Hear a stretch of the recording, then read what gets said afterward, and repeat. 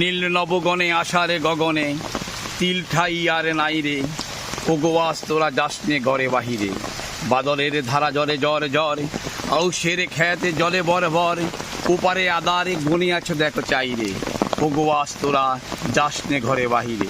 হ্যাঁ দর্শক, আপনাদের সবাইকে আজকে এই বৃষ্টি বাদলের দিনে আপনাদের সবাইকে আমার ভিডিও লাইফে স্বাগত জানাচ্ছি। আমি দোলন মল্লিক। আপনারা দেখতে পাচ্ছেন এই বর্ষার বাদলে আষাঢ় শ্রাবণ, যদিও বর্ষাকাল হয় তবুও এই শ্রাবণ মাস পেরিয়ে গেলেও এখন আবারও সেই ঝিমঝিম বৃষ্টি নিয়ে বর্ষার সেই মেঘলা আকাশ আবার পরিপূর্ণ হয়েছে আমাদের মাঝে। এই পরিপূর্ণতায় আমাদেরকে বিষণ্ণতায় পরিণত করেছে জনজীবন। আজকে দীর্ঘ টানা এক সপ্তাহ টানা বর্ষণের কারণে জনজীবন হয়েছে বিপর্যস্ত। হ্যাঁ দর্শক, আমরা এখন ফেনী পৌরসভার 7 নম্বর ওয়ার্ডে আছি।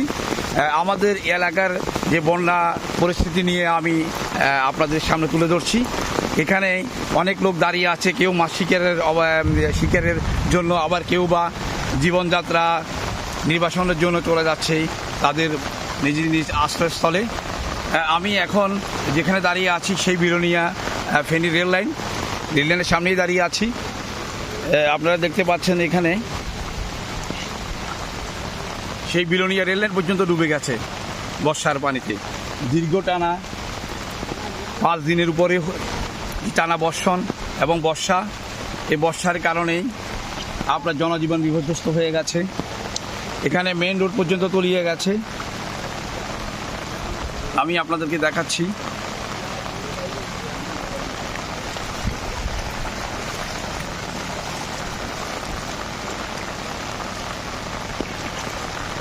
হ্যাঁ দর্শক, আপনারা দেখতে পাচ্ছেন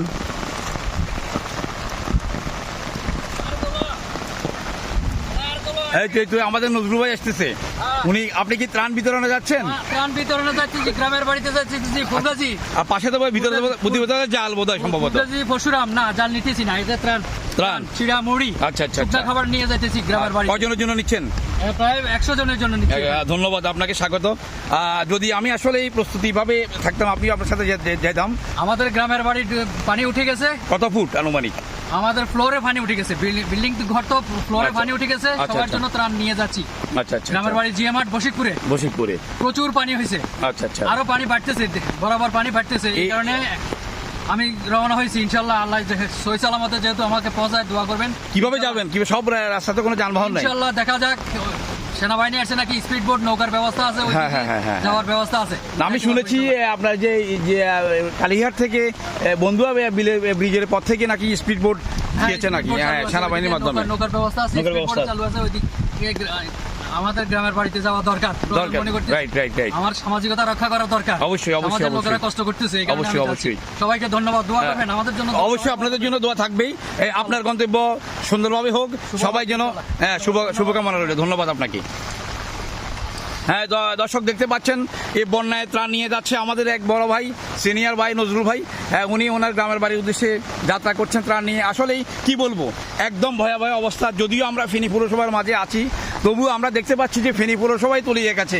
তাইলে ফুলগাজী পৌরসভার অবস্থা কি হতে পারে আপনারাই ভাবুন একবার।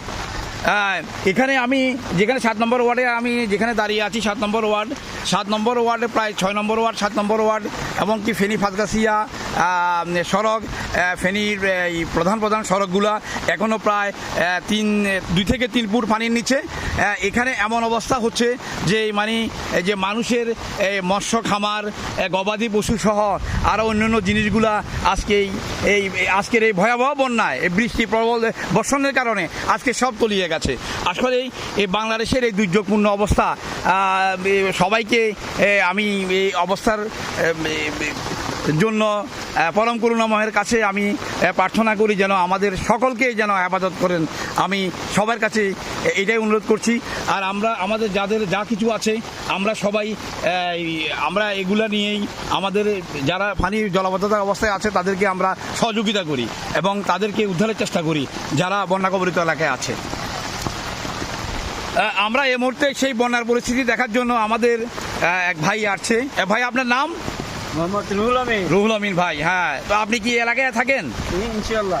আচ্ছা আচ্ছা, এই এলাকায়। তো আপনি আজকে এই টানা বর্ষণে জনজীবন তো বিপর্যস্ত হয়ে গেছে। তো আপনি এখানে কি কেন মাছ ধরতে আসছেন নাকি না এমনি দেখার জন্য আসছেন? আচ্ছা আচ্ছা আচ্ছা।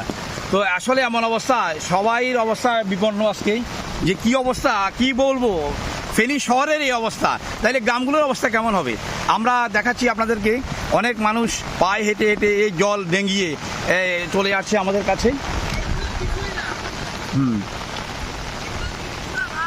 এগুলো কিছুই না। আচ্ছা, আমরা আরেকজন পথিক ভাইয়ের কাছ থেকে জানতে চাইবো যে মানে উনি বলতেছে এগুলো কিছুই না, আরো ভয়াবহ বন্যা ওইদিকে। ভাই আপনি একটু কামিং প্লিজ, একটু সামনে আসেন। আপনি কোথা থেকে আসছেন? আমি বাসা থেকে আসছি। আমরা সকালবেলা গেছিলাম আপনার সাতকুচিয়ার ওইদিকে। আচ্ছা, আমাদের ওই যে একটা ট্রাক দিয়ে ট্রান পাঠানো হয়েছে আপনার ফুলগাছি পরশুরামের ওইদিকে। আচ্ছা, ওইদিকে আমরা বোটের কারণে যাইতে পারি নাই। আচ্ছা, সাতকুচিয়ার ওইদিকে তখন দেখলাম যে আমরা যখন গেছি তখন আপনার এইদিকে রাস্তায় কিছুই ছিল না, সব ডুবান্ত, সব না সব কিছু মানে একদম ক্লিন ছিল। আচ্ছা আচ্ছা। আমরা গেছি ফজরের আজানের সময়। জি। কিন্তু আমরা যখন আসছি 10:30টার সময়, আচ্ছা, তখন অলরেডি পাঠাননগর মানে প্লাবিত হয়ে গেছে। আচ্ছা। আর ওই দিকের মানুষের অবস্থা আরো ভয়াবহ এবং শোচনীয়। আচ্ছা। মানে প্রেগনেন্ট মহিলা, বৃদ্ধ মহিলা, তারপরে আপনার বাচ্চা কাচ্চা, এরা মনে করেন এরা বেরোতে পারে না কেউ কোথাও। কান্নাকাটি করতেছে, হাহাকার করতেছে।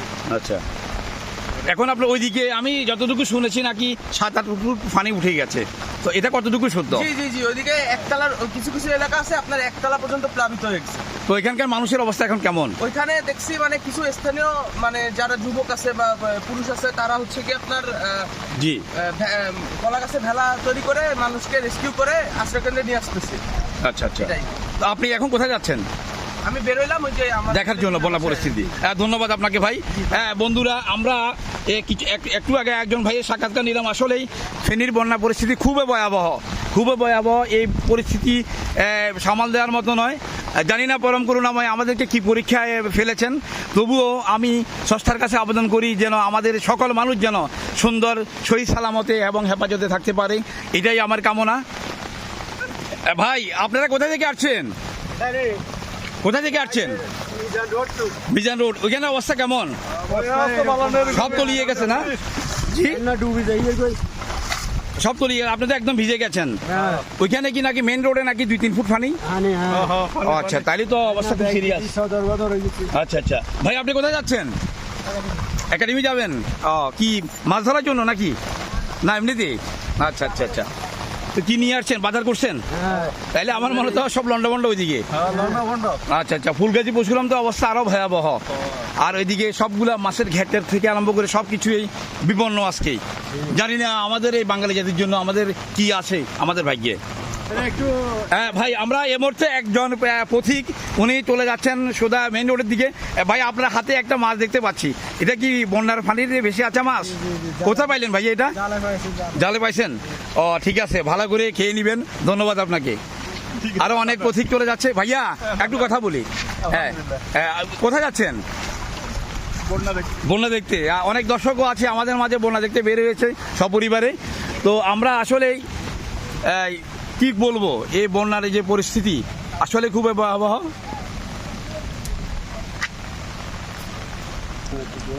তুমি নির্মল কর মঙ্গলে কর মলিন মর্ম গুছায়ে, তব পূর্ণ কিরণে দিয়ে যাকে মোরে মোহ কালিমা গুছায়ে।